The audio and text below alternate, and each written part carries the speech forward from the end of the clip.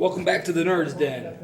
As you can see, I have been working on my Natu. Of course, this is Diesel once again. I am your host, and this is my Easter special, where I'm going to show you some Easter eggs in Skyrim. Again, Easter eggs are little secrets that developers like to put in there. These technically aren't Easter eggs, they're exploits, because these are the bugs that they accidentally left in the game that you could use to make your character easier for your character. The first one I'm going to show you is actually at the beginning of the game. In this one, you see, you can use this for the Imperial guy as well, not just the Stormcloak guy. I like Rayloff, personally. So what you do is once you have everything equipped daggers, this exploit is actually a way to start the game off with 100 sneak, perfect sneak. So, as you can see, you attack them, nothing happens. You just attack them over and over again. Sometimes you have to get it just right to make sure your sneak hits every single time. There's usually a part in the upper midsection that gets it. Another added bonus to this is you also get one-handed.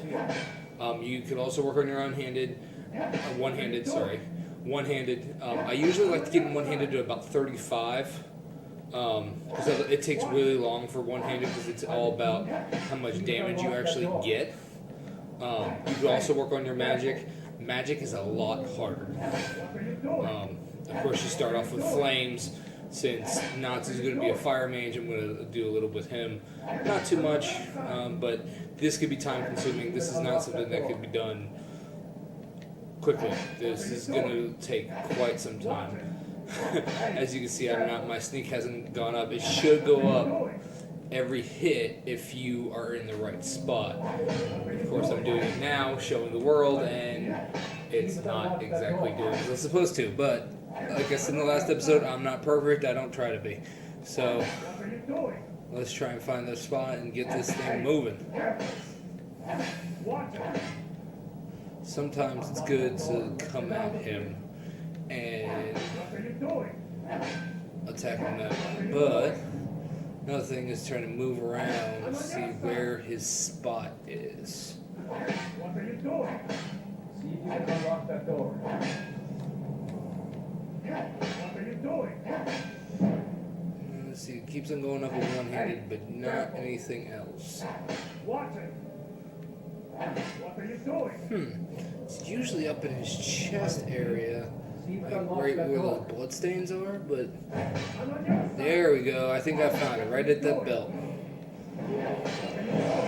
Now I know I leveled up. Do not level up. You're not leveling up until your sneak is at 100. By then, if you go to level 100 and sneak in about 35 in one-handed, you should be around level 19. I like pushing myself a little bit more and going to level 20, because once you go to level 20, you get the couriers immediately for some of the Daedric quests. Kind of starts off the game farther into it. Downside of this, all of your enemies are level 20. So you have to start really quickly at finding a way to get the best armor, some of the best armor in the game. I'll just go ahead and show those. If not in this video, I'll show a way to actually get some of the better armor. So, see, I found where the sneak spot is, but then I lost it again. So, trial and error. It's not something that you're going to get automatically. It's just kind of trial and error. But the plus side, the one-handed of Natsu's going up well. I mean, not that he's going to use any weapons. I mean, he's going to be a mage. But the purpose of you working on skills that you don't necessarily use is levels. That's if you care about that sort of thing. I know some people will just go through at level 1. I mean, the Game Grumps, when they did their playthrough, I think by the end of their playthrough, they're level 2. I mean, some people do that. I, as you will see on my other character, either in this episode or the next, don't mind getting levels. There's actually an exploit that actually helps you get levels relatively quickly. And easily, and all you need is one spell. Let's see, one-handed spell. Where is his spot? There we go. I found you. What are you doing? I'm trying. See, I keep on moving it, and that's probably not the best thing. Because if I'm hitting it, why am I moving it? Hey, sometimes we're insane. I mean, here I am talking to myself. Hey, no one's perfect. Anyway, what am I doing? Watch what? I'm trying to. I'm not going to do a whole video of this. I'm just trying to demonstrate how it's done, and sometimes how complicated it is to actually get the spot. Which, so I'm kind of glad I'm having issues, because it's not that easy. So, anywho. I mean, you could just go all out and work on your one-handed. Look, but as you could tell, Nazi's one-handed is already up to 31. Well, maybe not 30. It might have been 21.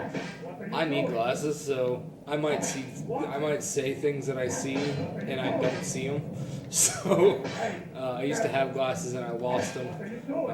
So one of the many things that I need to get taken care of. Also need a laptop and all the. I would like to get the recording software once I get a laptop. The best thing for is it's called a Hopog, and of course an omnidirectional mic. But to make these videos high quality, I'll need one. Of course, it would probably help actually have an HD TV. I have a standard tube that was given to me, so I'm appreciative of that, and I love it. But eventually I would like to get an HD, and that way I can do these videos better. So, but if you're watching my second episode, please like, subscribe, comment. Please comment. If you think I can make any improvements, please do so. Of course, I know what improvements I can make, at least of recording everything and stuff like that. But see, now I'm cooking with lightning. Yep, I'm cooking with Final Fantasy 13 lightning. So stay tuned for that. That should be fun. That sounds like a very interesting cooking show. And you don't have to worry about Rayloff dying.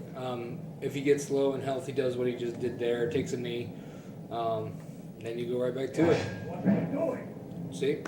And that's why this is an exploit, because of the fact that this character does not die. Of course, he stays right at this spot because he's waiting for you to open the door.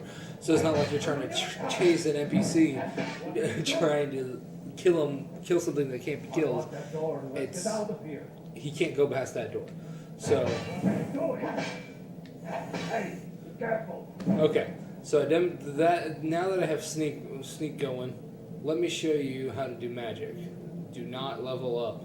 I cannot. Ooh, conjure from. Oh, it's because I come with that. Cool. Flames. Okay. See, flames don't necessarily do a lot of damage, so they do a lot of damage over time, but because they don't do enough to level up, it takes a lot longer, and your magic runs out. So it's kind of a double-edged sword. I mean, you want to be able to raise it relatively quickly. There's actually another exploit that I'll show you on how to slowly raise your destruction magic. It's not quick, but you could use that trick at the same time as doing it as healing yourself, so your restoration and your destruction goes up. That's one way.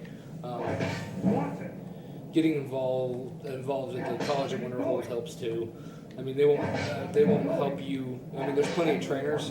If you figured a way to if your pickpocket's high enough, you could What are you doing? if it's high enough, you could go to the trainers, Find the key. train, and then steal your money back. Now, there are trainers out there called trainer followers that you pretty much train for free. And I use those even if it's for a skill that I don't even use. Like, of course, the first one, as soon as you get to Riverwood, the first one I get is Faendal. Faendal is he trains to level 15 archery. And of course, for Natsu, I'm not going to use archery, but it's levels. Levels.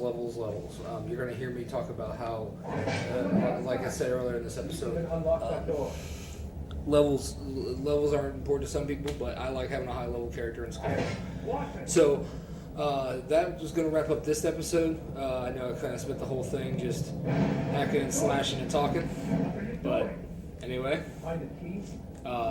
join me for the next episode. I will show you another exploit. Thanks for watching.